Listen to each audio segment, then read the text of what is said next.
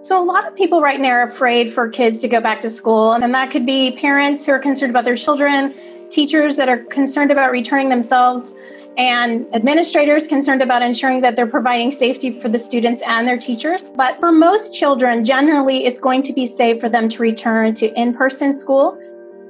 I'm Amy Anderson. I'm a registered nurse and a visiting fellow at the Heritage Foundation.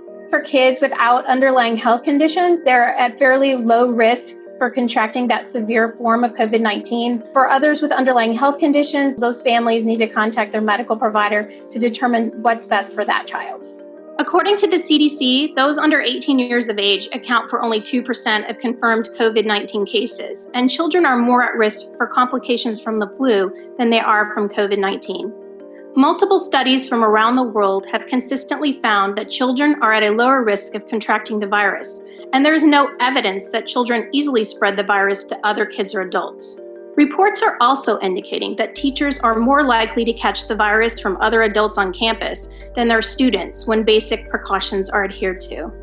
The American Academy of Pediatrics, the American Association of Nurse Practitioners, and the National Academies of Sciences, Engineering, and Medicine all released statements of support for reopening schools. I think there are generally some other groups out there that are trying to push the air onto parents and teachers and administrators, and that would include some school unions, which don't represent all teachers for sure, as well as the media, who's really taking advantage of worst case scenario when it comes to potentially what could happen if our kids return to school.